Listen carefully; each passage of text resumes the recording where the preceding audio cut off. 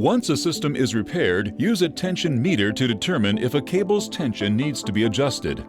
To adjust the tension on a cable, proceed to the nearest turnbuckle on that cable. If the cable that needs adjusting is one of the top two cables, it will be beneficial to separate the top two cables. Use the cable separator tool and blocks to separate the top two cables. Use a tension meter to monitor the tension of the cable as the tension is being adjusted. Using pipe wrenches, adjust the tension of the cable until it is in the appropriate range. The cable tension range can be determined by using the tension calculator on Gibraltar Global app. Once the correct tension is achieved, use the Gibraltar Global app to record the tension of the adjusted cable. The tension meter can be removed at this time.